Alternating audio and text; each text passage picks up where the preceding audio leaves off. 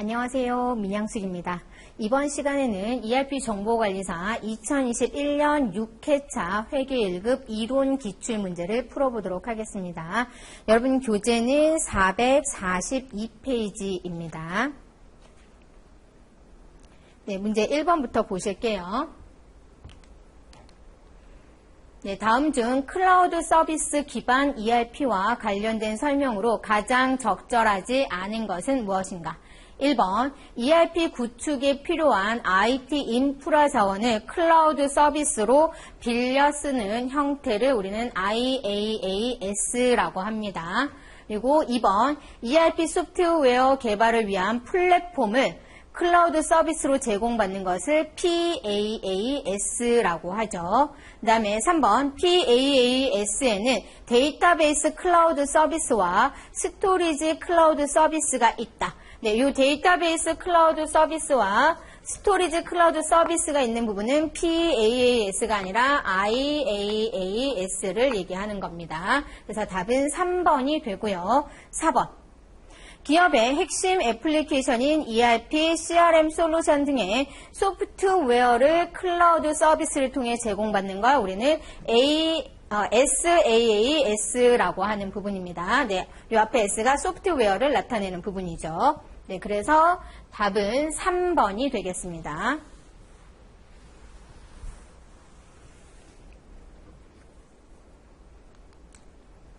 네, 문제 2번.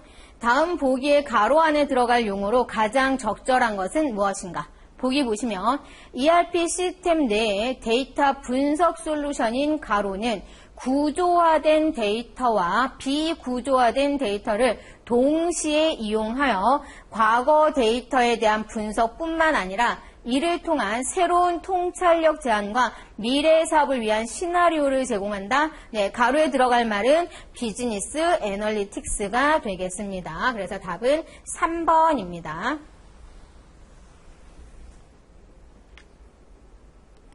문제 3번. 다음 중 ERP 시스템에 대한 투자 비용에 관한 개념으로 시스템의 전체 라이프 사이클을 통해 발생하는 전체 비용을 계량화하는 것을 우리는 뭐라 그래요? 총 소유 비용이라고 합니다. 그래서 3번의 답은 4번입니다. 문제 4번. ERP 시스템의 프로세스, 화면, 필드, 그리고 보고서 등의 거의 모든 부분을 기업의 요구사항에 맞춰 구현하는 방법을 우리는 커스터마이제이션이라고 하는 부분입니다. 네, 여기서 정규화 트랜잭션, 그 다음에 컨피규레이션은 각각 뭐냐면 정규화는 데이터를 일정한 규칙에 따라 변형하여 이용하기 쉽게 만드는 일을 얘기하는 거고요. 트랜잭션은 데이터베이스에서 하나의 논리적 기능을 수행하기 위한 작업의 단위로 데이터베이스 시스템에서 복구 및 병행 시행 시 처리되는 작업의 논리적 단위를 얘기합니다. 컨피규레이션은 사용자가 원하는 작업 방식으로 소프트웨어를 구성하는 것으로 파라미터를 선택하는 과정이 컨피규레이션입니다. 네, 그래서 문제 4번의 답은 커스터마이제이션입니다. 문제 5번.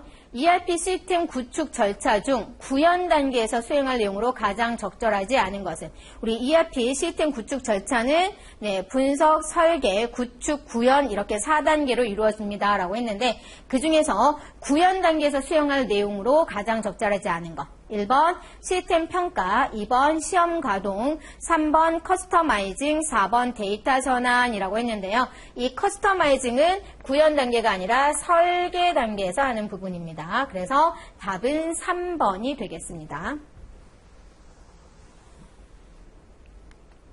문제 6번.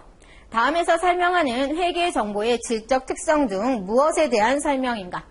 재무 상태, 경영 성과 등을 보고 세웠던 기대치에 맞게 수시로 계획을 수정할 수 있는 능력, 피드백 가치입니다.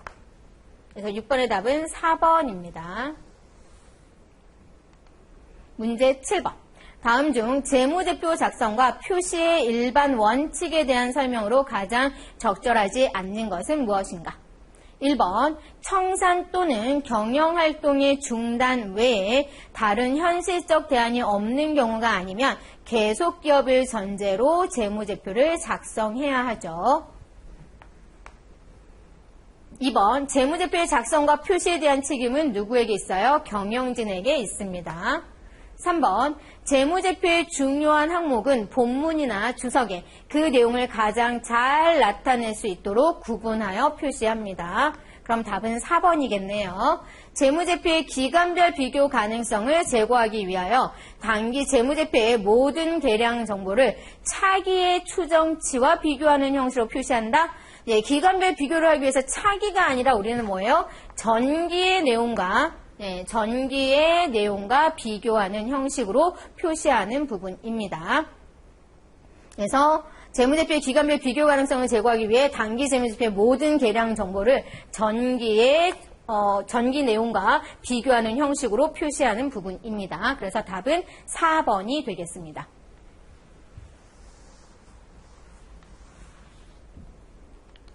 문제 8번입니다. 다음은 해당 자산의 현금화 가능의 용이성인 유동성 여부에 따라 유동자산과 비유동자산으로 구분합니다. 유동자산은 1년 이내에 해당 자산이 현금화 가능한 경우를 말한다. 다음 계정 과목 중 비유동자산에 해당되는 것은 1번이죠. 이 건물은 비유동자산으로 유형자산에 속합니다.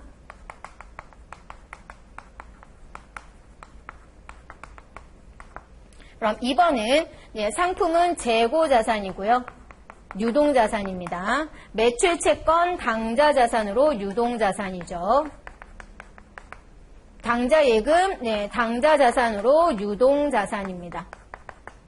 그럼 비유동자산에 해당하는 건 1번 건물. 비유동 중에서도 유형자산에 속하죠.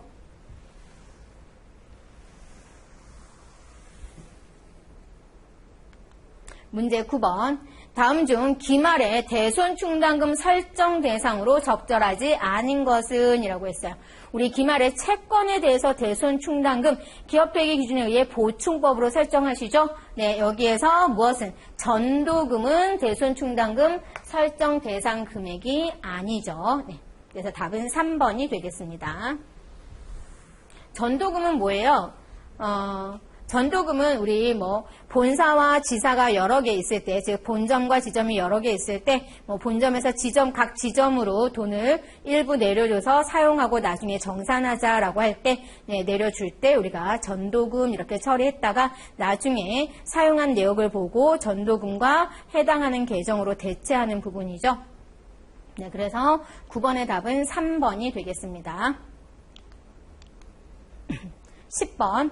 다음은 주무릉이 2000X1년 12월 31일 현재 금고에 보관되어 있는 통화 등의 내역이다. 현금의 형상 자산 잔액으로 표시될 금액은 얼마인가? 라고 했어요. 거래처 발행 당자수표. 거래처 발행 당자수표는 타인 발행 당자수표죠. 타인 발행 당자수표는 통화 대용증권으로 현금에 속합니다. 주 3전의 발행 주식은 저희가 취득했다라면 이 부분이 단기 시세차익 목적이고 시장성이 있는 주식이었다라면 단기 매매증권 했을 거예요. 단기 매매증권은 현금 형성 자산에 속하지는 않죠. 그 다음에 지하철 공채 만기가 90일, 취득 당시 만기가 3개월 이내 도래하는 부분이라면 현금성 자산으로, 현금의 형성 자산으로 통합 기재 가능하고요.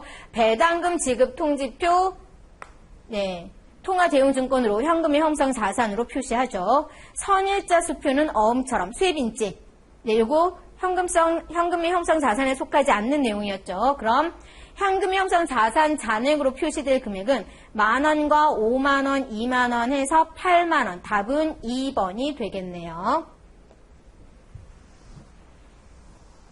10번의 답은 2번입니다. 11번. 다음 중 유형자산의 회계 처리에 대한 설명으로 옳지 않은 것은? 1번 유형자산은 장기간 사용을 목적으로 하는 자산이죠. 2번 유형자산의 감가상각 누계액은 유형자산의 차감적 평가 계정입니다. 3번 유형자산 처분 시 장부가액이 처분가액보다 크다면, 이렇게 되면 뭐가 돼요? 장부가 이하로 처분하게 되니까 처분 손실이 발생하죠. 처분 이익이 발생하는 게 아니라 처분 손실이 발생합니다. 그래서 답은 3번이고요.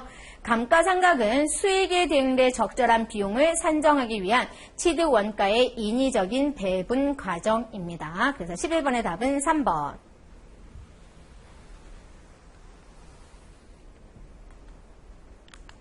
12번 문제.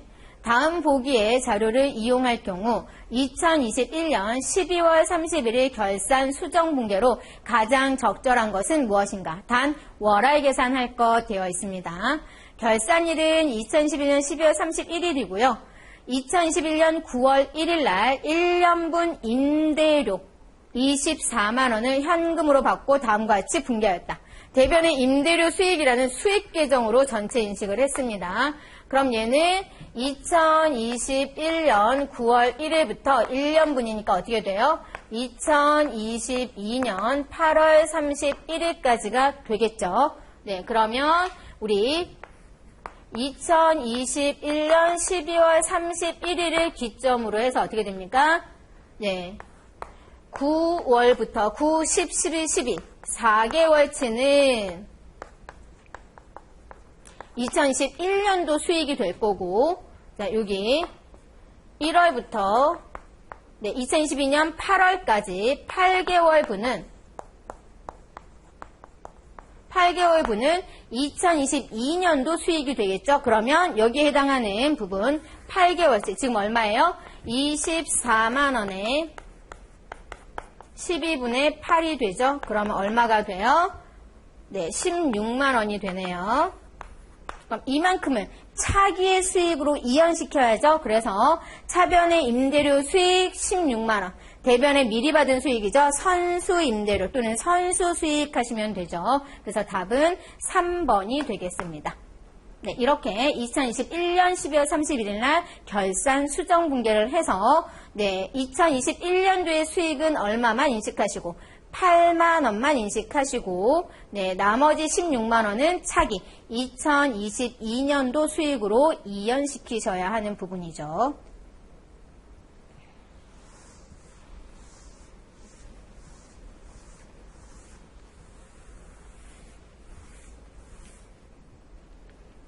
네, 13번.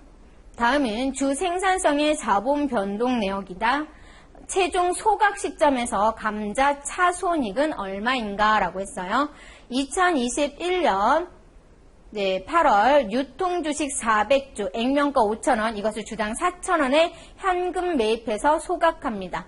그럼 감자니까 차변의 자본금은 주식수 곱하기 액면가 400주 곱하기 5,000원에서 200만원.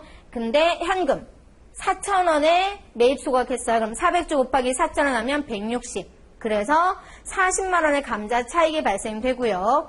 2021년 10월에 유통주식 300주를 또다시 주당 6,000원에 현금 매입해서 소각하면 자본금은 300주 곱하기 5,000원에서 150만원. 현금은 300주 곱하기 6,000원에서 180만원. 그럼 이때는 감자 차손이 발생하잖아요. 감자 차손 30만원이 발생하는데 이미 앞서서 뭐가 있으니까 감자 차익이 있으니까 이것과 먼저 상계해야 되죠. 우리 감자 차익, 감자 차손 그리고 주식 발행 초과금과 뭐 있었어요? 주식 할인 발행 차금 그리고 자기주식 처분이익, 자기주식 처분 손실은 발생 순서와 상관없이 자본잉여금과 자본조정을 우선 상계하는 부분이었습니다. 그래서 여기 40만원 감자 차익을 먼저 없애는 부분입니다. 그랬을 때 최종 소각 시점, 10월 시점이죠. 이 시점에 뭐가 남아요? 감자 차익 10만원이 남죠. 그래서 최종 소각 시점에 감자 차손이 얼마요? 감자 차익 10만원이 남습니다. 그래서 답은 2번이 되겠습니다.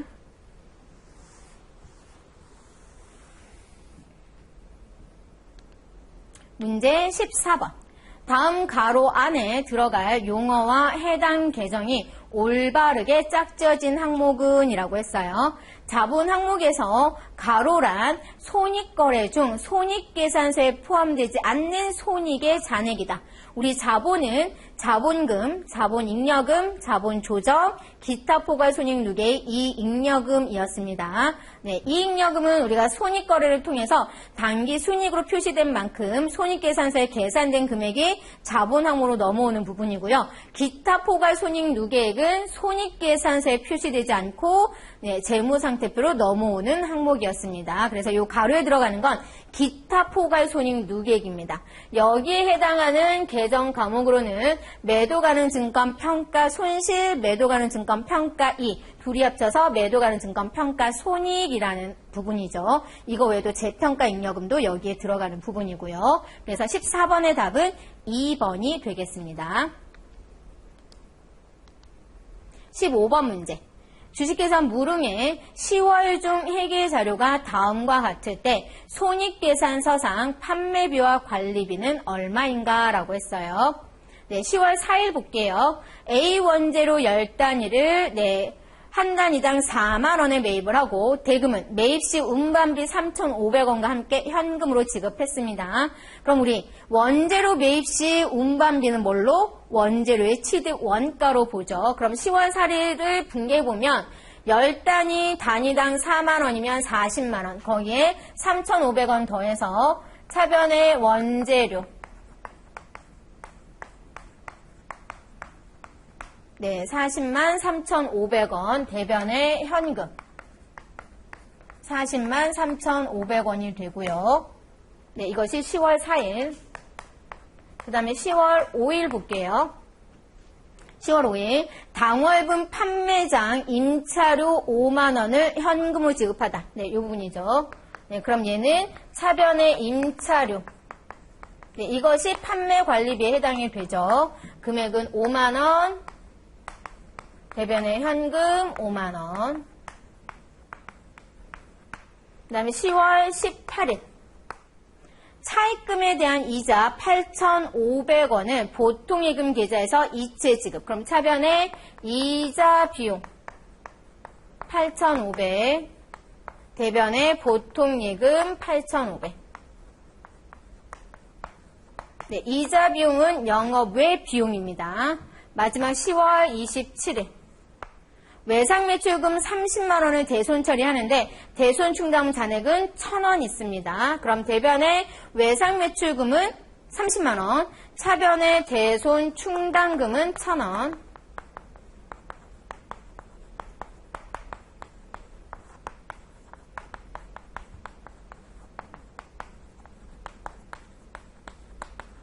그럼 나머지 얼마는요? 29만 9천원은 대손 상각비죠. 네, 요 대손 상각비는 판매관리비에 속합니다. 그럼 문제가 손익계산서상 판매비와 관리비는 얼마인가 라고 했으니까 임차료 5만원과 대손 상각비 29만 9천원이 판매비와 관리비입니다. 둘이 더하면 34만 9천원이 되네요. 네, 그래서 답은 34만 9천원 되겠습니다. 되셨을까요? 네.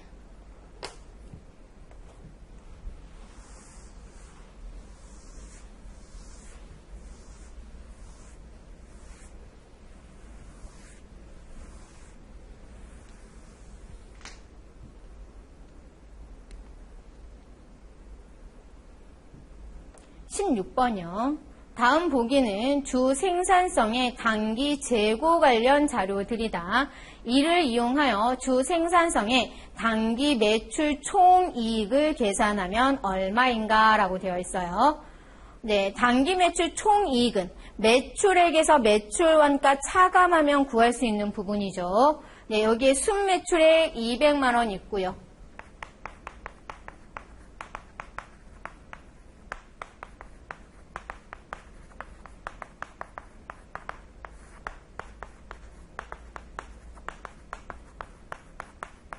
순매출액에서 매출원가 빼면 매출 총이익 계산됩니다. 그럼 여기 순매출액은 얼마? 200만원. 그럼 매출원가 구하면 매출 총이익 구할 수 있죠? 이때 매출 원가는 기초 재고액에 단기 순매입 더하고 기말 재고액을 차감시키면 됩니다. 이때 단기 순매입액은 어떻게 돼요? 총 매입액의 부대 비용 더하고 매입 애누리, 매입 한출, 매입 할인은 차감하면 되죠. 그럼 계산해 볼까요? 기초 금액은 10만 원. 단기 순매입은 총 매입 130만 원에서 네, 매입 할인 10만 원 차감시키고 매입 애누리 10만 원 차감시킵니다. 그리고 기말 재고액 20만 원. 네, 이렇게 되죠. 그럼 가로하는 단기 순매입이 얼마 되고요? 110만 원. 거기에 10만 원 더하면 120, 20만 원 빼면 100만 원. 네, 순매출액 200만 원에서 매출 원가 100만 원 차감하니까 매출 총이익은 100만 원 이렇게 됩니다. 그래서 16번의 답은 100만 원. 네.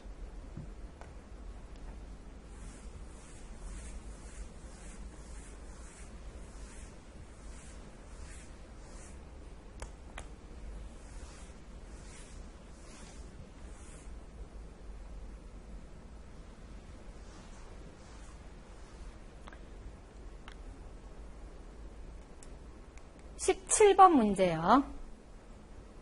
다음은 일반 기업 회계 기준상 재무제표 5가지 중 하나에 대한 설명이다. 무엇에 대한 설명인가? 우리 일반 기업 회계 기준상 재무제표 5가지는 뭐 있었어요? 재무상태표, 손익계산서, 현금흐름표, 자본변동표, 주석이었습니다. 그 중에 무엇에 대한 설명인지 보는 거죠. 일반 기업회계 기준상 재무제표 중 난, 외 또는 별지에 다음과 같은 관련 내용을 서술하는 것을 말한다.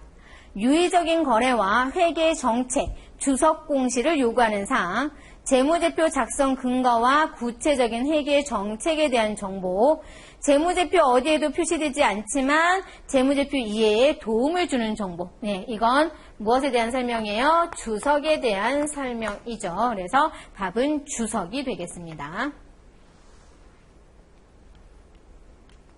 18번 문제. 다음 우리나라의 부가가치 세법에 대한 설명 중 가장 거리가 먼 항목은 1번 납세 의무자의 인적사항을 고려하지 않는 물세이고요. 2번 담세자의 능력을 전혀 고려하지 않는 단일 세율이다. 네, 맞죠? 3번 원칙적으로 모든 재화와 용역의 소비행위 사실에 대해서 과세하는 일반 소비세입니다. 4번 정부의 부과에 의해 납세 의무가 확정되는 정부 부과제도를 채택하고 있다. 우리 부가가치세는 어떻게 해요? 사업자가 직접 신고 납부하는 제도입니다. 네, 그래서 신고납세, 즉 납세제도를 신고납세제도를 채택하고 있습니다. 정부 부과제도가 아니라. 그래서 답은 4번이 네, 가장 거리가 먼 항목이 되겠습니다. 19번. 다음 부가가치세법상 납세 의무자에 대한 설명 중 가장 거리가 먼 항목. 우리 부가가치세법상 납세 의무자는 뭐예요? 영리목적 유무에 불구하고, 즉 영리목적과는 관계없이 사업상 독립적으로 재화나 용역을 공급하는 사업자를 우리는 부가가치세법상 납세 의무자라고 합니다. 그럼 보시면 1번 국내 사업장이 없는 비거주자는 납세 의무자이다. 네, 우리 국내 사업장이 없는 비거주자는 부가가치세법상 납세 의무자에 해당되지 않습니다. 답은 1번.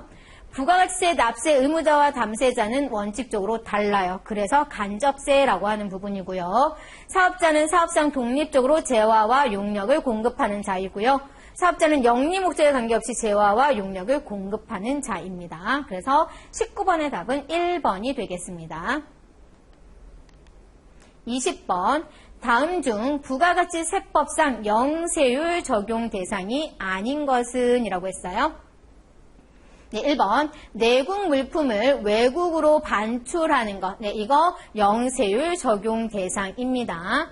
2번 국외에서 제공하는 해외 건설 용역. 네, 역시 영세율 적용 대상이 되고요.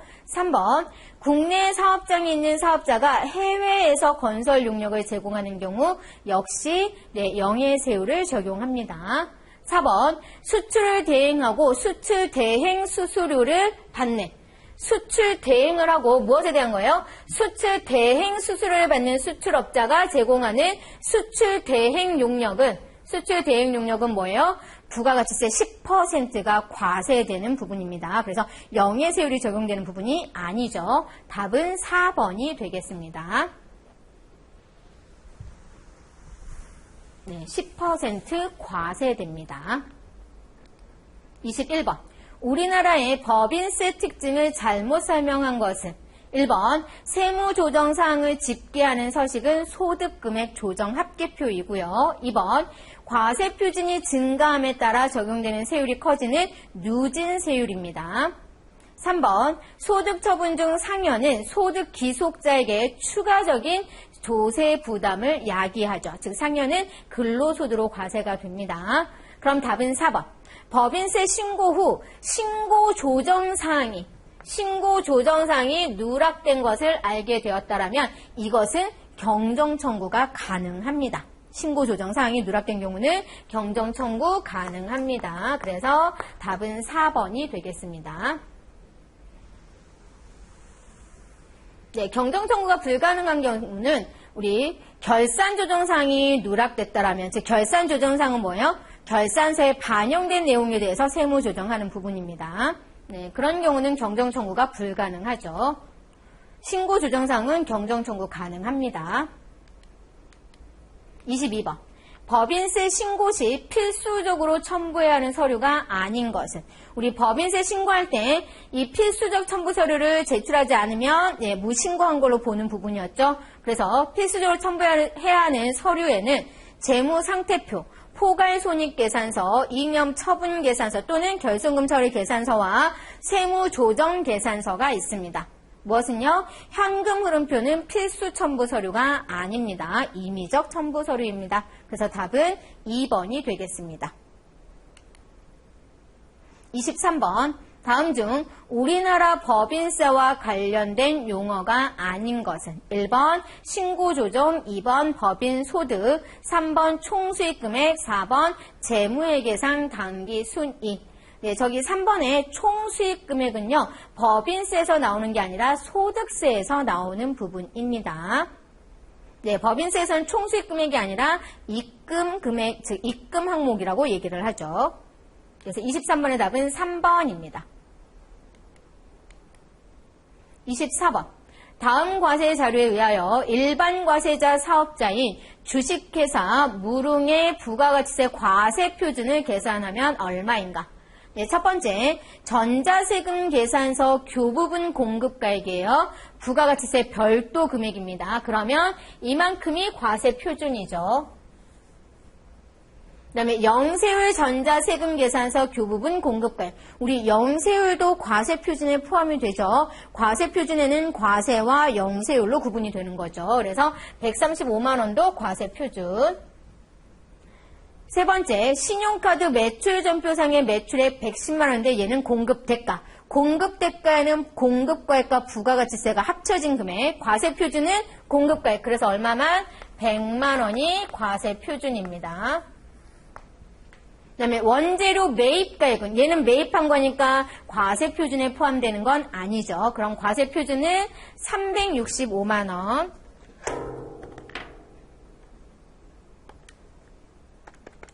네, 365만 원에 135만 원 그리고 100만 원 하시면 600만 원이 주식회사 무릉의 과세 표준이 됩니다. 네, 그래서 24번의 답은 600만 원 되겠습니다. 25번. 다음 과세 자료를 바탕으로 2021년 기소 주식회사 무릉의 법인세 산출세액을 계산하면 얼마인가? 네, 과세 표준이 얼마고요? 12억입니다. 사업연도는 2021년 1월 1일부터 2021년 12월 31일까지고요. 적용할 누진 법인세율은 2억까지는 10%, 2억 초과 200억은 20%, 200억 원 초과 3천억까지는 22%, 3천억 초과는 25%입니다. 자, 그럼 저 12억을 어떻게 나눠요? 2억과 10억으로.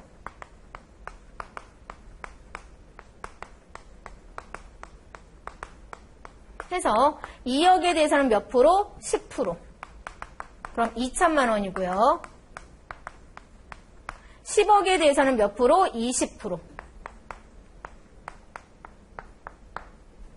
네, 그러면 얘는 얼마가 돼요? 2억이 되죠? 10억에 20%니까 2억. 그럼 산출세액은 이거 두 개 더한 거죠? 그러면 2억 2천만 원이 됩니다. 네, 2억 2천만 원.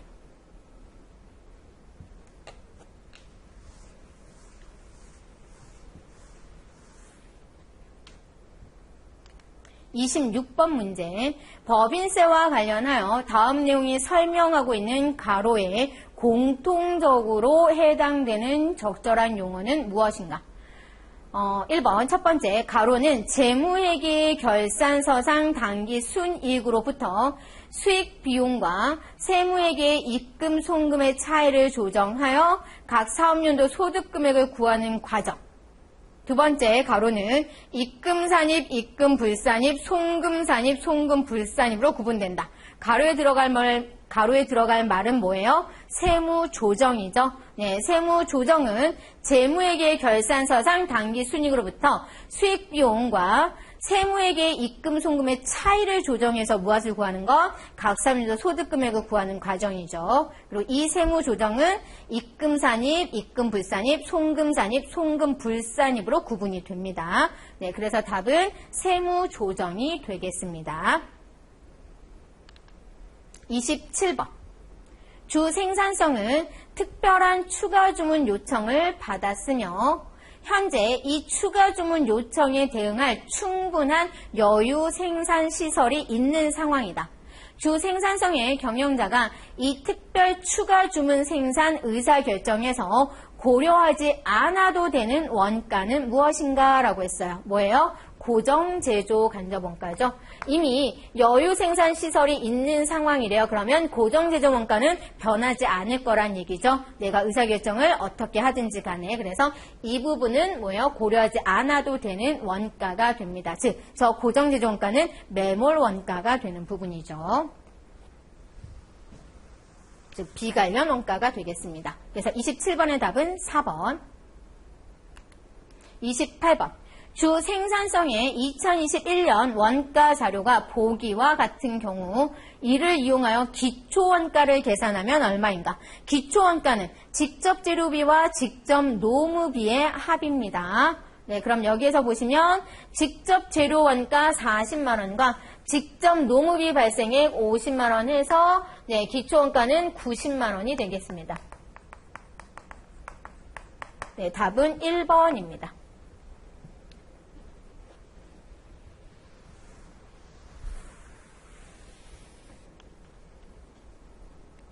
29번이요.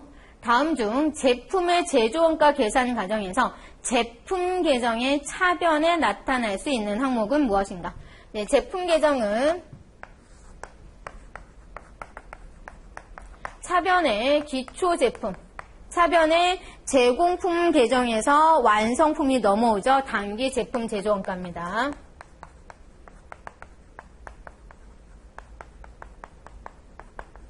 네, 이만큼이 합쳐져서 우리는 판매 가능한 금액이 되고요. 네, 여기에서 판매된 건 매출 원가. 그리고 판매되지 않고 남아있는 건 기말 제품이 되는 부분이죠.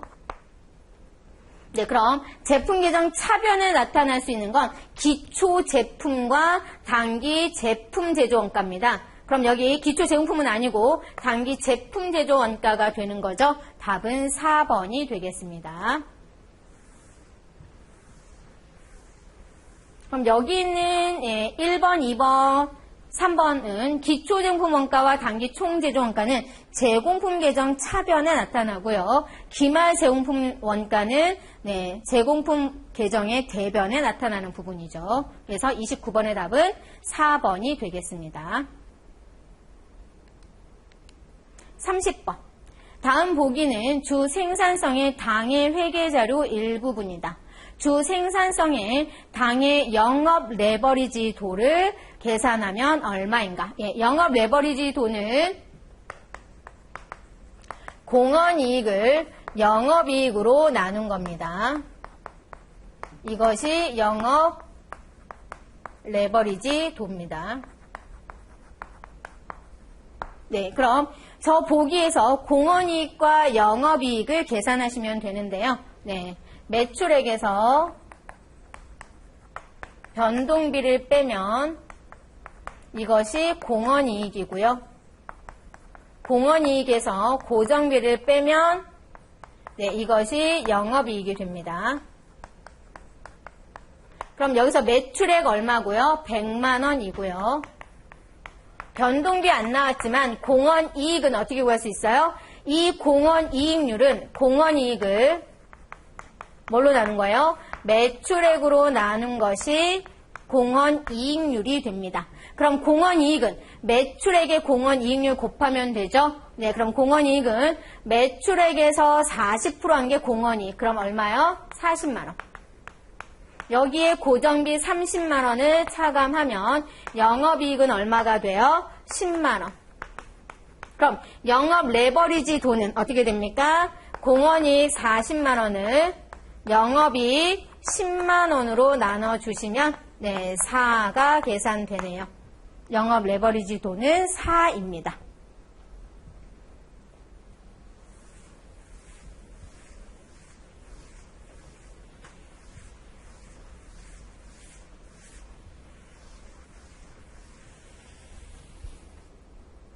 네, 31번 문제요. 다음에 보기는 2021년 초에 설립된 주생산성의 제품 관련 당기 원가 자료이다. 당사의 전부 원가 계산에 의한 영업이익이 7만 원일 때 변동 원가 계산에 의한 영업이익은 얼마인가 라고 했어요. 여러분, 2021년도 초에 설립됐다라는 얘기는 기초는 없었다라는 얘기가 되는 거죠. 네, 그럼 우리 이러한 부분이 있었죠. 변동원가 계산의 영업이익과 전부원가 계산에 의한 영업이익은 이런 관계가 있었습니다. 변동원가 계산에 의한 영업이익에 기초재고에 포함된 고정재정원가는 차감하고 기말재고에 포함된 고정재정 간접원가는 더해서 전부원가 계산에 의한 영업이익을 계산하셨거든요. 그럼 반대로 구하시면 되죠. 전부원가 계산에 의한 영업이익이 7만 원입니다. 네, 그러면 지금 기초재고는 2021년 초에 설립했으니까 기초재고는 없습니다. 그 다음 여기에서 보시면 2021년에 연간 고정제조간접비 5만 원인데 몇 개 생산했어요? 2,500개 생산했습니다. 그럼 하나당 고정비 구할 수 있죠?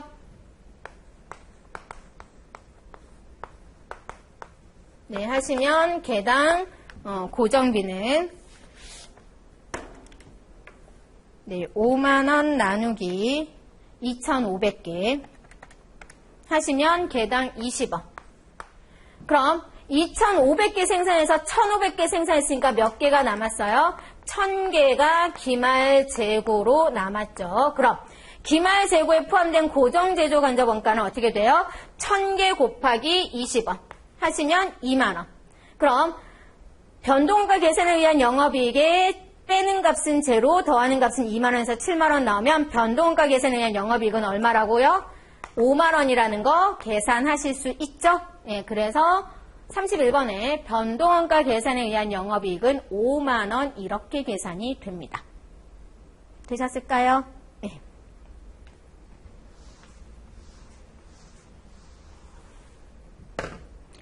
네, 마지막 32번 문제입니다. 주식회사 무릉은 단위당 판매 가격이 2,000원인 제품을 생산, 판매하고 있습니다. 생산과 관련된 원가 자료가 다음과 같을 때 이익이 발생하는 판매량은 몇 단위부터 시작되는가 라고 물어봤죠. 네, 고정비 주고 단위당 변동비 줬습니다. 그럼 우리 손익분기점을 생각하시면 매출액에서 변동원가 빼면 공헌이익이고 거기에 고정원가 빼면은 영업이익. 즉 손익분기점은 이 영업이익이 제로 되는 시점입니다. 그럼 단위당 판매 가격이 2,000원 수량 구할 거니까 수량을 Q로 두시면 2,000Q 마이너스 단위당 변동비 1,000. 그럼 1,000 곱하기 Q 하시면 공헌이익이 1,000Q. 거기에 고정비, 고정원가가 75만 원. 얘가 제로 되는 시점이라면 1000Q가 75만 원이잖아요. 그러면 수량은 750개, 즉 750개를 판매하시면 750 단위, 단위로 물어봤으니까 750 단위를 팔면 영업이익은 제로입니다. 그럼 이익이 나려면 여기보다 더 팔아야 되죠? 이익이 발생하는 단위는 몇부터요? 751 단위부터 시작이죠. 그래서 답은 751단이에요. 손익분기점의 수량을 물어본 게 아닙니다. 뭐예요? 몇 단위부터 이익이 발생하냐고 했으니까 750까지는 이익이 발생하지 않습니다. 이익이 발생하려면 750단위보다 하나라도 더 팔아야 이익이 발생하는 부분이죠. 그래서 751단위가 되겠습니다. 되셨을까요? 이렇게 해서 우리 ERP 정보관리사 회계 1급 2021년 6회차 이론 기출문제를 모두 풀었습니다. 수고하셨습니다.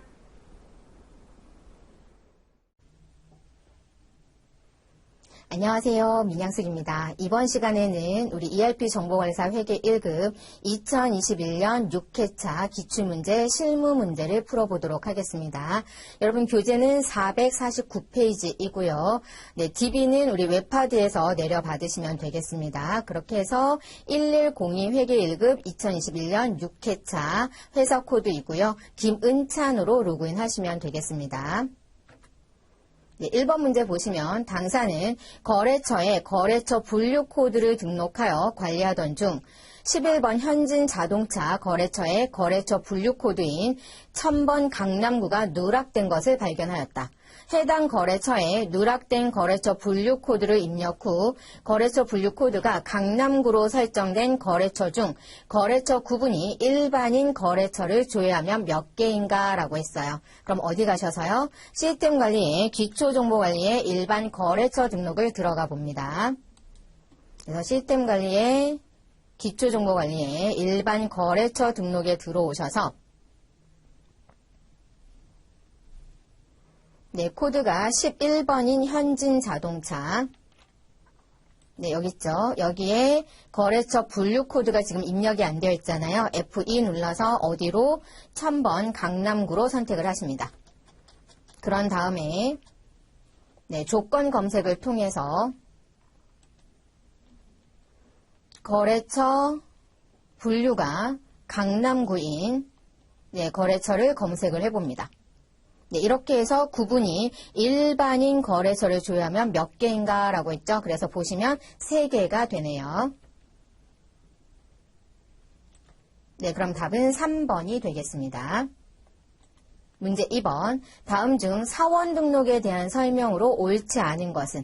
그럼 사원 등록 메뉴에 들어가 봐야죠. 시스템 관리의 회사 등록 정보에 사원 등록 메뉴로 들어가시면 됩니다. 시스템 관리, 기초정보 관리, 기초정보 관리가 아니고 시스템 관리의 회사 등록 정보에 사원 등록으로 들어갑니다.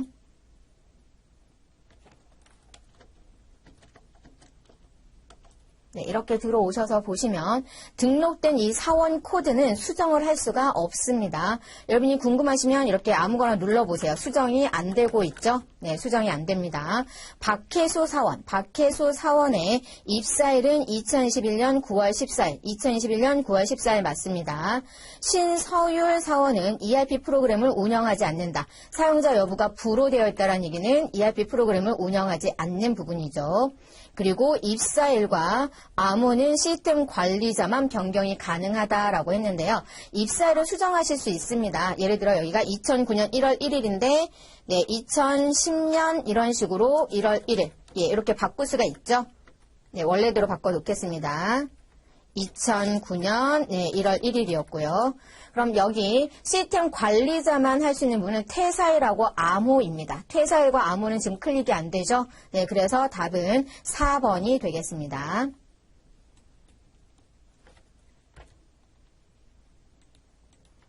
입사일이 아니라 퇴사일과 암호는 시스템 관리자만 변경이 가능한 부분입니다. 문제 3번. 당사가 사용하고 있는 전표 출력 기본 양식 번호로 옳은 것은? 시스템 환경 설정 들어가 보시면 됩니다. 시스템 관리의 회사 등록 정보에 시스템 환경 설정 들어가셔서 조회 구분을 회계로 하시고 전표 출력 기본 양식을 보시면 9번이라고 되어 있는 거 확인되시나요? 예. 그래서 답은 4번이 되겠습니다. 문제 4번. 당사는 업무용 승용차를 L1번 차량 번호 관리 항목으로 사용하여 관리하고 있다. 주식회사 더존 본점에서 2021년 한 해 동안 차량 번호 40라의 0316 차량으로 지출한 판매 관리비 계정 중 지출이 가장 많이 발생한 계정은 무엇인가? 라고 되어 있어요. 그럼 우리 관리 항목 원장 들어가서 조회하시는데 계정 과목은 여기 있는 거 조회하시면 되죠. 811번부터 822번을 조회하시면 되겠네요. 네, 회계관리에 전표 장부관리에 관리 항목 원장을 들어가셔서 네, 지금 2021년 한 해 동안이라고 했으니까 관리 항목은 L1 또는 차량이라고 조회하시면 되죠. 그래서 차량 번호는 40나의 0316, 40나의 0316입니다. 기표 기간은 2021년 한 해고요. 네, 2021년 한 해 계정 과목은 811번부터 822번까지 보기에 나와 있는 네, 가장 낮은 번호와 가장 높은 번호를 선택하시면 되죠. 네. 네, 지금 이렇게 잔액 탭에서 조회하니까 어때요? 하나하나씩 보이시죠? 그래서 얘는 잔액 탭보다는 총괄 잔액 탭에 가셔서 총괄 잔액 탭에 가면 계정 과목이 다 보이게끔 되어 있죠? 차이점 되시겠어요? 여기 보시면 관리 내역에서 계정 과목이 계속 바뀌는 부분입니다. 근데 총괄 잔액 쪽은 계정 과목이 보이게끔 되어 있죠. 그래서 다시 조회해 보겠습니다. 더존 본점이고 관리 항목은 L1. 네, L1. 차량 번호이고 관리 내역은 40나의 0316이었습니다. 기표 기간은 2021년 1월 1일부터 2021년 12월 31일까지, 계정 과목은 811번부터 822번까지.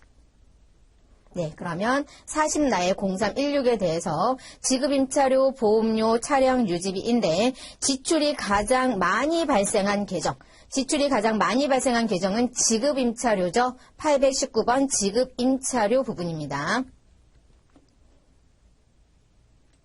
네, 그럼 답은 2번이 되겠습니다. 문제 5번입니다. 주식회사 더존 본점의 2021년 2분기 중 외상 매출금을 가장 많이 회수한 일은 며칠인가? 라고 되어 있어요. 그러면 이 부분은 총계정 원장, 즉 외상 매출금 전체에 대한 부분이니까 총계정 원장을 들어가 보도록 하겠습니다. 회계관리의 전표정보관리의 총계정 원장에 들어가셔서 지금 문제가 어떻게 되어 있냐면 2분기 중 가장 많이 회수한 날짜 며칠이냐고 했죠. 그러면 1별에서 보겠습니다. 더존 본점이고 기간은 2분기니까 2021년 4월 1일부터 2021년 6월 30일까지, 그리고 계정 과목은 외상 매출금 에서 외상 매출금입니다. 가장 많이 회수한 날짜를 물어봤습니다. 가장 많이 회수하면 외상 매출금은 어느 변에 표시돼요? 대변에 표시가 되죠. 그래서 대변 금액이 가장 많은 걸 찾으시면 되겠습니다. 찾으시면 네, 5월 30날 2억 100만 원으로 가장 많이 회수가 됐죠. 네, 그래서 답은 3번이 되겠습니다. 5월 30일.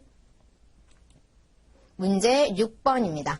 주식회사 더존 본점은 매월 수입 및 지출에 대한 일자별 자금 계획을 수립하고 있다. 2021년 4월 고정적으로 지출되는 금액은 2021년 3월과 비교하여 얼마나 증가하였는가? 네, 4월의 고정적 지출 금액이 3월보다 얼마나 증가했는지를 물어보죠. 그러면 이 부분은 프로그램에 회계관리의 자금관리에 일자별 자금계획 입력 들어가셔서요. 고정자금을 클릭해 봅니다. 네, 여기에 고정적으로 지출되는 금액이 다 보이시는 거죠. 네, 그럼 이 내용에서 지금 4월과 3월을 비교하시는 부분입니다. 네, 내용 보시면 지금 네, 일단 3월부터 볼까요? 2021년 3월. 네, 2021년 3월에 들어가는 부분은 네, 요금액하고요. 전화요금하고 직원 경비 지급이 3월에 고정적으로 지출이 되고 있죠. 네, 그리고 없죠. 그러면 지금 금액으로 보시면 3월은 120만 원입니다. 3월은 120만 원.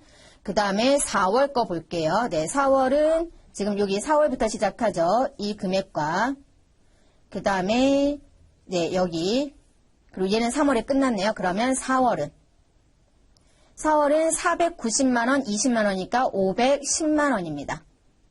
그럼 3월보다 4월에 얼마가 더 증가했어요? 네, 390만 원이 증가했죠. 120만 원보다 390만 원 증가해서 510만 원 됐습니다. 네, 그럼 답은 네, 390만 원 4번이 되겠습니다. 문제 7번입니다. 당사는 예산을 신청 후 금액을 조정하여 편성하고 있다. 2021년 한 해 회계팀의 여비교통비, 판매관리비에 해당하는 여비교통비로 신청한 예산 2,100만 원 중 당기 2021년 편성된 예산 금액은 얼마인가 라고 되어 있어요. 그러면 얘는 회계관리에 예산관리 쪽을 들어가죠. 그리고 예산 편성 입력 들어가셔서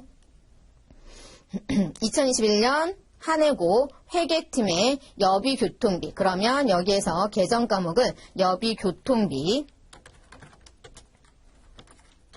판매관리비에 해당하는 여비교통비를 조회하시고 지금 네, 예산 편성된 금액, 지금 보시면 편성된 금액 전체 얼마예요? 900만 원이죠, 합계. 네, 그래서 답은 네, 3번이 되겠습니다. 문제 8번입니다. 주식회사 더존 본점은 영은실업의 매출 후 2021년 1월 30일에 수취한 어음, 네, 번호는 자가 2021-01300001번입니다. 이것을 은행에서 할인받으려 한다. 아래 조건으로 할인받을 경우 할인율에 대한 회계처리 계정 과목과 금액으로 옳은 것은 네, 할인일은 3월 31일이고요. 할인율은 연 12% 월할 계산 매각거래로 처리라고 되어 있습니다. 그럼 매각거래에 해당되는 경우에 할인율은 뭘로 처리해요? 매출채권 처분 손실로 처리하죠. 매출채권 처분 손실입니다. 그럼 일단 이자 비용 나온 부분은 해당 사항이 없죠. 네, 그럼 프로그램 가서 자금관리에 받으러 명세서 들어가셔서요. 네, 언제 수취했어요? 수금은 2021년 1월 30, 2021년 1월 30, 2021년 1월 30으로 조회하시면 네, 어음번호 여기 나와 있고요. 자, 여기에 만기 일자 보시면 네, 여기에 만기 일자 보시면 5월 30일입니다. 5월 30.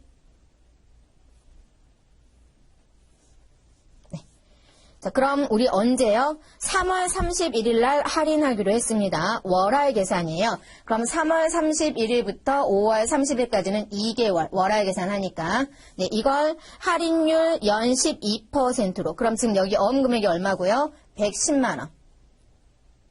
곱하기 할인율은 연 12% 곱하기 12분의 2가 되는 부분이죠. 네, 이렇게 하시면 계산하면 얼마가 돼요? 예, 여러분 계산기 눌러 보십시오. 22,000원이 계산됩니다. 그럼 이만큼이 매출채권 처분 손실이 되는 거죠.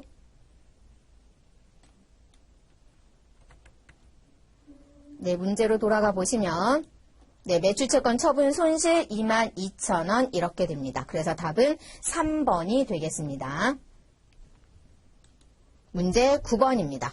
주식회사 더존 본점에 2021년 10월에 발생한 전표 중 전표 상태가 미결인 전표는 몇 건인가 라고 되어 있어요. 그러면 우리 전표 승인 해제 메뉴 가서 이 조건으로 조회를 해 보셔야겠죠. 프로그램에 회계관리에 전표정보관리에 전표 승인 해제 메뉴 들어가셔서요. 네, 더존 본점에 대한 부분이고 2021년 10월에 발생. 그러면 지금 어느 팀이다 이런 얘기는 없으니까 공란으로 하시고요. 작성자도 공란으로 하시고 전표 상태는 미결. 결의 기간은 2021년 10월 1일부터 잘못 넣었네요. 2021년 10월 1일부터 2021년 10월 31일까지. 네, 조회했더니 몇 건이에요? 2건의 미결 전표가 있죠? 네, 그래서 답은 2번이 되겠습니다. 문제 10번. 주 더존 본점은 2021년 9월 30일 현재 가용자금에 대해 보고하려고 한다. 다음 중 개정 과목별, 즉 개정 세목별 가용자금으로 옳지 않은 것은. 그럼 얘는 프로그램에 회계관리의 자금관리의 자금 현황 메뉴를 들어갑니다. 네, 들어가셔서 지금 본점에 대한 내용이고요. 2021년 9월 30일 현재 그러면 2021년 1월 1일부터 2021년 9월 30일 현재 네, 계정별로 보시면 되죠. 네, 자금 계정은 선택하지 않고 전체를 보시면 되겠습니다. 자, 그랬을 때 가용자금에 대해서 보고하는데 옳지 않은 것.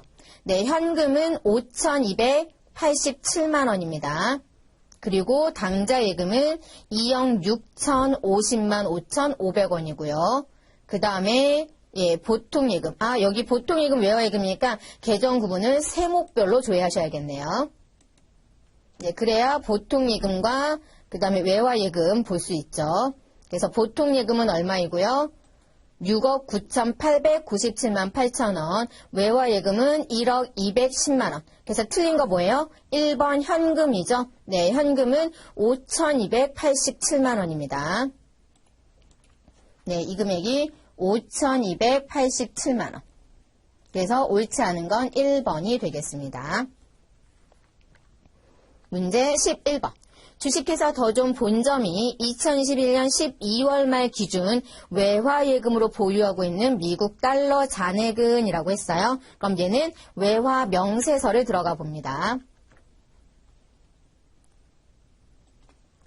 네, 회계관리의 전표장부관리의 외화 명세서 들어가셔서 12월 말 기준입니다. 본점에. 그러면 2021년 1월 1일부터 2021년 12월 31일 네, 계정 과목은 F2 눌러서 외화예금 선택을 하시면 미국 달러, 지금 보면 여기 USD라고 되어 있죠.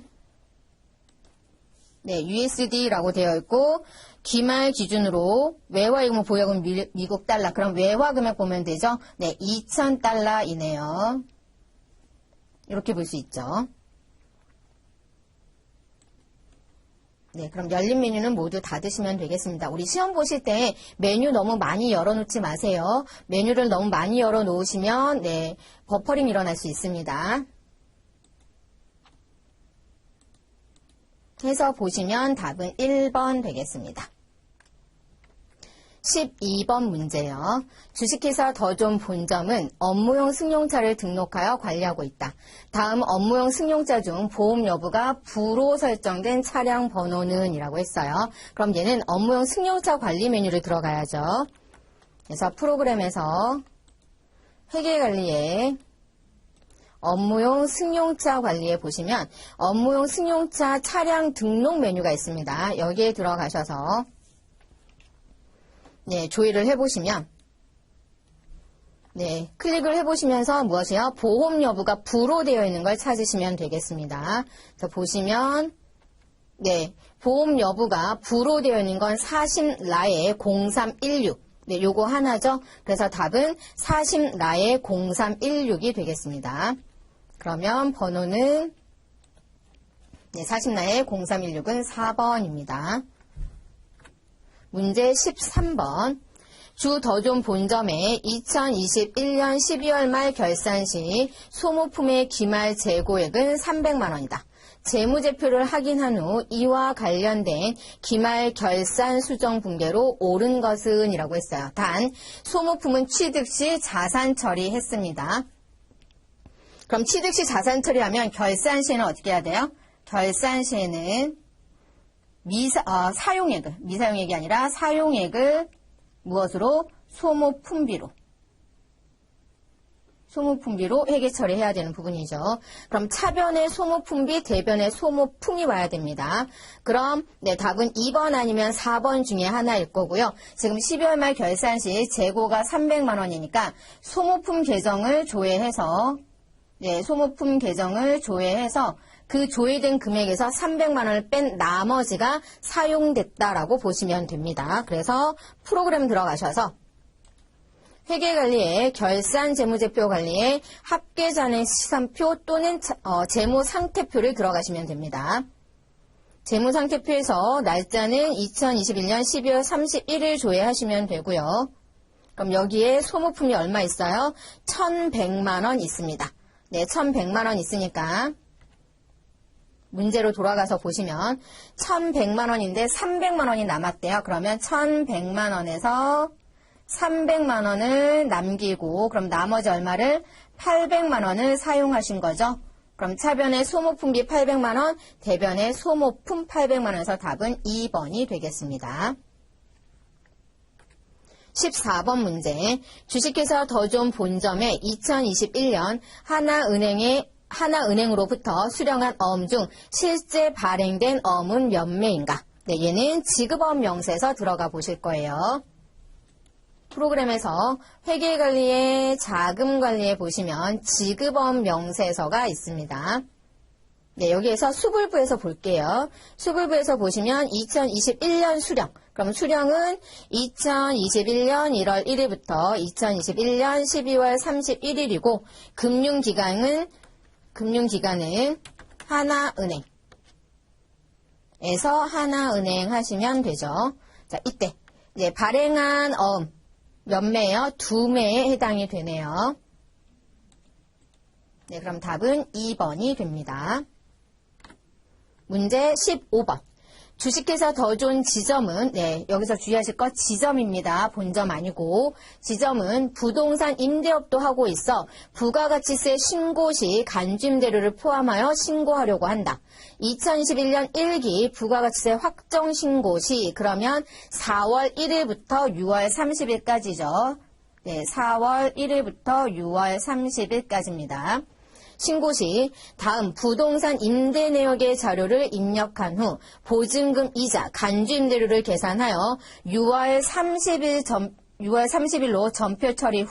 전표 처리하신 다음에 2021년 1기 부가가치세 확정 신고 기간에 더 좋은 지점의 세무 구분 14건별 매출의 매출 세액을 조회하면 얼마인가 라고 했어요.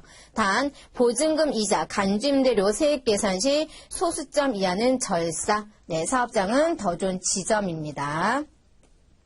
네, 그럼 프로그램 들어가셔서 일단 보증금 이자 계산하시려면 네, 회계관리에 부가가치세 관리에 부동산 임대공급가입 명세서 들어가십니다. 네, 사업장은 2000번 더 좋은 지점이고요. 기간은 1기 확정이니까 2021년 4월 1일부터 2021년 6월까지 4월부터 6월까지가 1기 확정에 대한 부분입니다. 네, 복사하시겠습니까? 아니요 하시고요. 네, 거기 보시면 동은 네, 3017064000이라고 되어 있죠. 네, 그 다음에 층은 지상 2층 202호입니다. 그 다음에 상호는 F2 눌러서 SJ정보통신. 네, 면적은 140. 네, 용도는 사무실. 그리고 임대 기간은 2021년 4월 1일부터 2022년 3월 31일까지고요. 보증금은 5천만 원. 네, 월세는 200만 원. 관리비는 10만 원. 이자율은 1.8%로 계산. 그럼 여기 보면 이자율이 1.2로 되어 있죠. 그래서 얘를 수정합니다. 1.8%로 수정을 하시고 네, 요거는 지금 1.2였을 때 계산됐잖아요. 그래서 재계산해 보겠습니다. 오, 여기가 108이 됐네요. 1.8. 네, 해서 재계산. 네, 재계산이 완료됐는데 지금 요 시점에서 1.2가 맞기 때문에 1.2로 반영해서 재계산하겠냐 물어봤을 때는 아니요 라고 해야죠. 그래야 1.8로 계산이 된 겁니다. 그래서 보시면 보증금 이자 간주임대료 얼마예요? 22만 4,383원입니다. 네, 계산기 하나 꺼내 볼게요. 네, 계산기 꺼내서 22만 4,383원. 네, 여기에 부가가치세를 포함하면 얼마가 돼요? 24만 6,821원이 됩니다. 네, 문제에서 이거 6월 30일로 전표 처리 후라고 되어 있잖아요.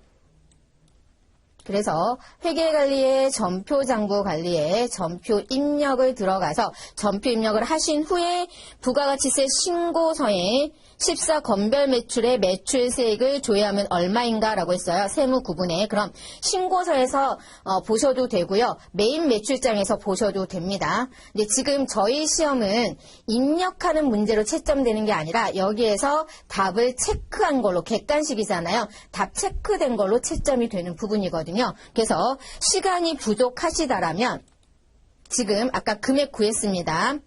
네, 보증금 이자의 10% 계산되는 거죠. 그럼 얘를 전표 입력하기 전에 메인 매출장에 들어가서 네, 두 개를 비교해 드릴게요. 메인 매출장에 들어가셔서 지점에 대한 부분이었죠.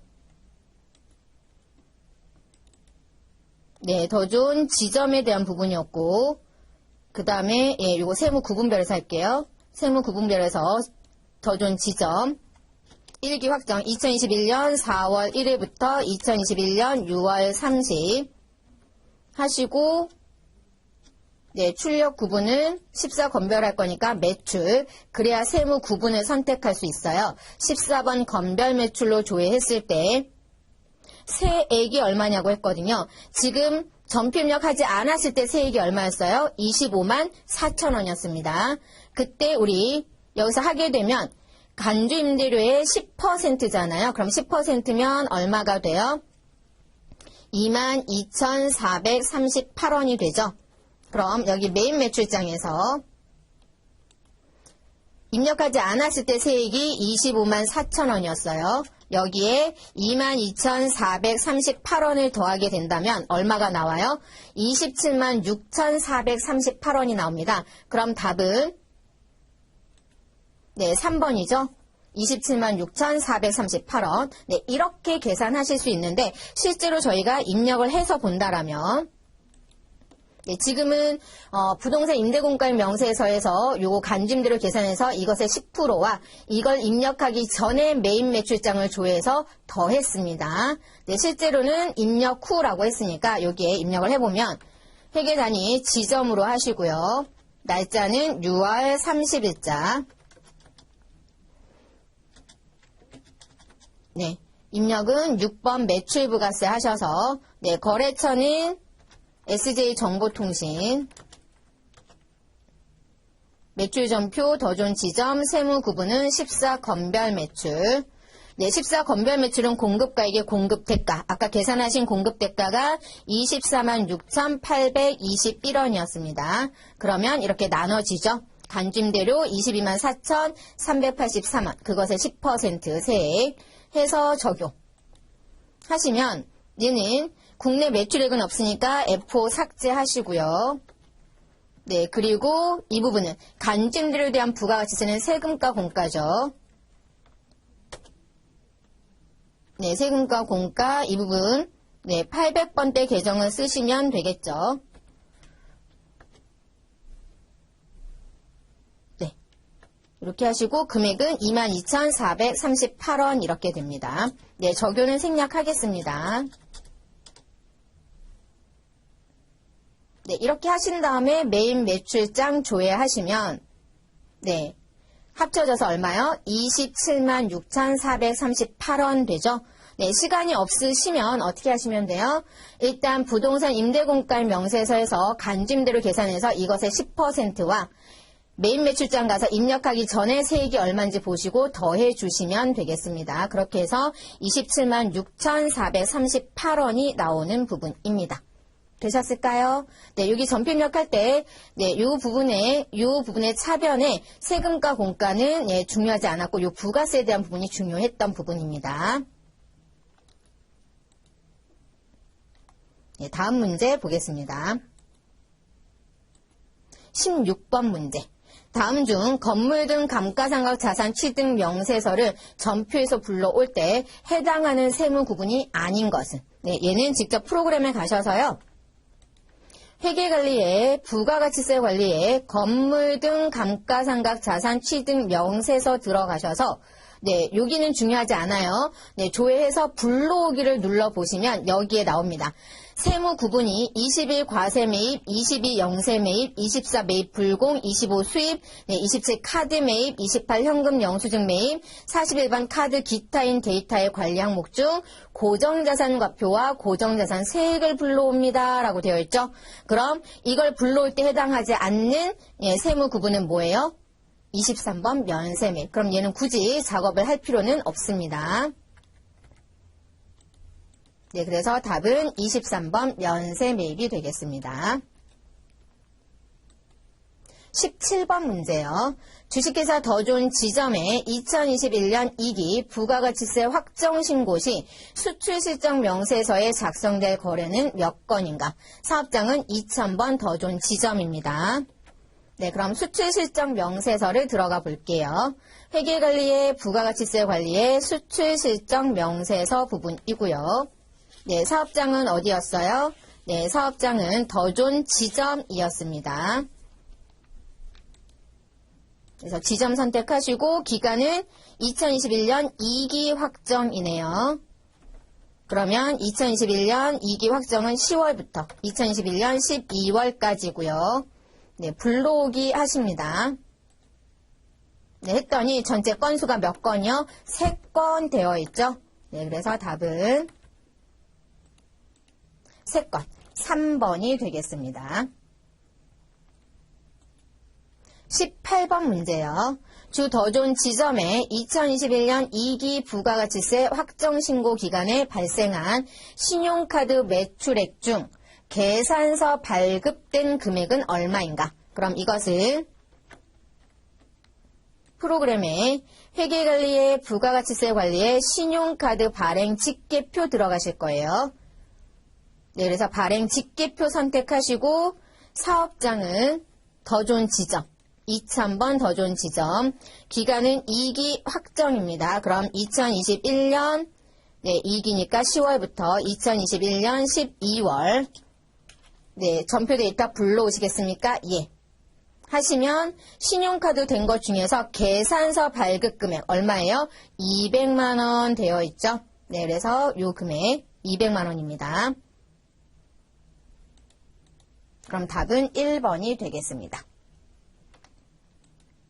19번 문제요. 주식회사 더 좋은 지점은 수출기업의 수입 부가가치세 납부유예 요건을 충족하여 수입세금 계산서 전표 입력 시 사유 구분을 입력하였다. 2021년 1기 부가가치세 확정신고 시, 그러면 얘는 4월 1일부터 6월 30일까지죠. 부가세 신고서에 수출기업 수입분 납부 유예 항목에 기재되어야 하는 세액은 얼마인가? 더 좋은 지점으로 부가세 신고서 들어가 보겠습니다. 회계관리의 부가가치세 관리의 부가세 신고서 들어가시고 사업장은 2000번 더 좋은 지점이고요. 네, 기간은 1기 확정이니까 2021년 4월 1일부터 2021년 6월 30일. 네, 불러오기 하시면 네, 여기 수출기업 수입분 납부 유예. 네, 수출기업 수입분 납부 유예 부분이죠.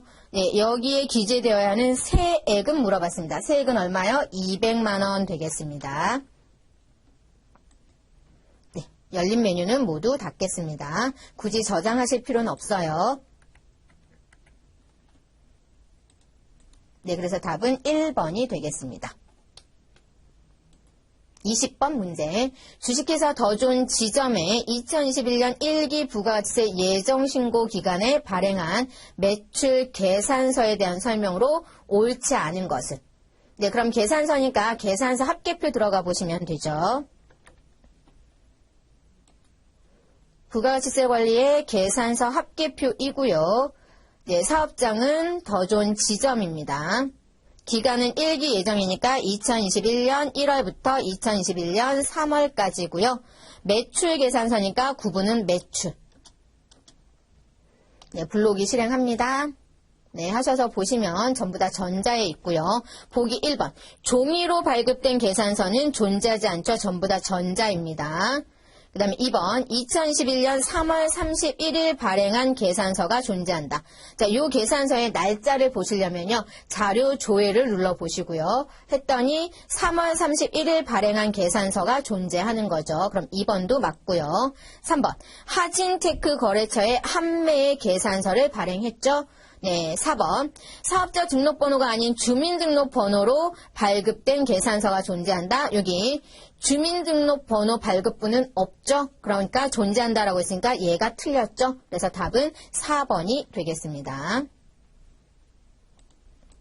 네, 답은 4번.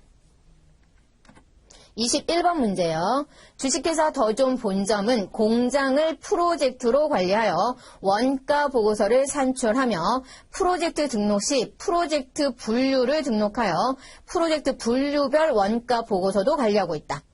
천사 대전 공장의 프로젝트 분류를 100번 중부로 등록 후, 네, 이거 등록 후라고 되어 있죠. 등록 후 2021년 상반기 프로젝트 분류가 중부로 설정된 프로젝트의 여비교통비, 제조경비에 해당하는 여비교통비 사용금액의 합을 조회하면 얼마인가? 그럼 일단 프로젝트 등록 메뉴에 가서 분류를 등록을 해 주셔야겠죠. 그리고 관리 항목별 원가 보고서를 조회해 보시면 됩니다. 네, 시스템 관리에 기초정보 관리에 프로젝트 등록 들어가셔서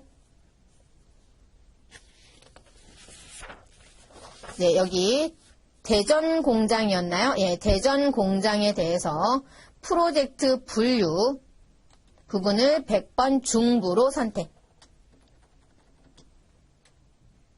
네, 이렇게 대전 공장의 중부로 등록을 했습니다. 네, 그런 다음 회계관리에 결산 재무제표 관리에 관리 항목별 원가 보고서를 들어갑니다. 들어가시면 프로젝트 분류별 탭이 있죠. 네, 여기에서 더 좋은 본점에 대한 내용이고요. 프로젝트 분류는 네, 100번 중부입니다. 그리고 2021년 상반기예요. 그럼 2021년 1월 1일부터 2021년 6월 30일까지 네, 확인. 했을 때 여비교통비 사용금액의 합을 조회하면 여비교통비 얼마예요? 162만 원이죠. 그래서 답은 네, 162만 원 4번입니다. 22번 문제요. 주식회사 더 좋은 본점은 2021년 9월 27일 제품 냉장고 한 대 원가는 150만원, 시가는 190만원을 대전시청에 기부하였다. 해당 전표 입력 후 2021년 12월 말일 기준으로 제품이 타 계정으로 대체된 금액은 얼마인가 라고 했어요. 그럼 전표 입력하시고 손익계산서 확인해 보시면 됩니다. 네, 요거 만약에 전표 입력을 안 하실 거라면 손익계산서에서 여러분이 직접 더하셔도 됩니다. 그럼 먼저 확인해 볼게요. 입력하기 전으로. 손익계산서 들어가서 12월 말일 기준이니까 네, 본점이고요. 그럼 여기 12월 말일 기준으로 조회했을 때 제품에 타계정 대체금이 있어요? 없습니다. 그럼 이 냉장고 한 대를 기부한 걸 어떻게 해요? 차변의 기부금, 대변의 제품할 때 타계정 출고하실 거거든요. 그럼 150만 원 대해서. 그럼 지금 현재 아무것도 없는데 새롭게 150만 원 입력하면 150만 원만 나오겠죠? 그래서 답은 1번이 될 거예요. 네, 이렇게 유추하실 수도 있고요. 직접 입력을 해보고 조회를 해보겠습니다. 회계관리의 전표 장부 관리의 전표 입력에 2021년 9월 27일자로 차변의 기부금 대전시청 금액은 150만원. 네, 적용은 생략할게요. 대변의 제품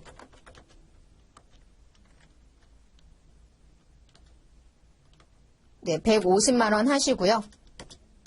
네, 얘는 여기 관리 항목의 타계정 구분이 있죠. 이 부분에서 F2 눌러서 타계정 대체 출고를 선택하셔야 됩니다. 네, 그리고 난 다음에 손익계산서에서 조회해 보시면 네, 여기 타계정으로 대체액이 얼마 있어요? 150만원 있는 거 확인이 되시죠? 네, 이렇게 답을 찾으셔도 됩니다. 시간이 안 되신다라면 어떻게 해요? 요 금액이 얼마 될 거라는 것, 즉 입력하기 전에 조회한 금액에 이 금액 150만원을 더해서 답을 찾으시면 되겠습니다. 23번 문제요. 주 더존 본점의 2021년 결산 시 제조원가 보고서에 계상될 감가상각비 중 생산부에서 관리하는 기계장치의 감가상각비는 얼마인가 라고 했어요. 그럼 프로그램 들어가셔서 회계관리의 고정자산관리에 감가상각비 현황 메뉴를 들어가시고요. 네, 다른 메뉴는 좀 닫겠습니다. 네. 네, 여기에서 더존 본점이고 결산시라고 했어요. 그리고 경비 구분은 생산부에서 관리하는 기계장치의 감가상각비라고 되어 있죠. 그럼 여기 생산부 제조원가 보고서에 계상될 부분이니까 경비 구분은 500번대 선택하시고 부서는 생산부, 기간은 2021년 전체로 조회하면 되죠. 네, 그랬을 때 문제가 물어본 건 기계장치의 감가상각비입니다.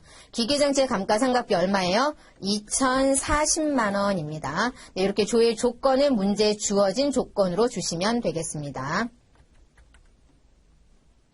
그래서 답은 네, 2번이 되겠습니다. 24번 문제입니다. 주식회사 더존 본점의 2021년 1월 말 상품과 제품의 총 판매량이 10만 개일 때 다음 보기를 참고한 손익분기점 판매량은 몇 개인가 라고 되어 있어요. 단 상품과 제품의 판매 단가는 동일하답니다. 그러면 우리 1월 말에 손익계산서를 조회해서 전체 금액이 있겠죠. 매출액, 상품 매출과 제품 매출의 합계액을 10만 개로 나눠주면 개당 얼마인지 알 수 있죠. 네, 그걸 참고해서 단위당 변동비와 총 고정비를 가지고 손익분기점의 판매량을 계산하시면 되겠습니다. 그럼 프로그램에서 회계관리의 결산재무제표관리의 손익계산서에 1월 말 2021년 1월 31일자를 조회해보시면 매출액이 얼마예요? 네, 2억 3,310만 원입니다. 2억 3,310만 원.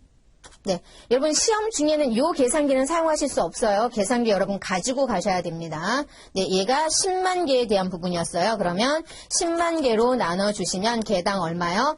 2,331원이 됩니다. 네, 개당 단가가 2,331원이요. 네, 그럼 우리 손익분기점 판매량을 구하실 때는 어떻게 됩니까? 판매액에서, 즉 매출액에서 변동비 빼면 공헌이익이고요. 여기에서 고정비를 빼면 영업이익이었습니다.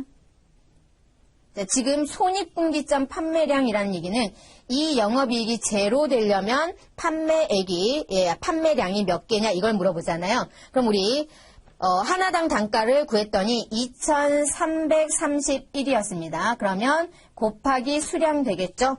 여기에 변동비, 단위당 변동비는 1,331 곱하기 수량 하시면 공헌이익은 네, 1,000Q가 되겠네요.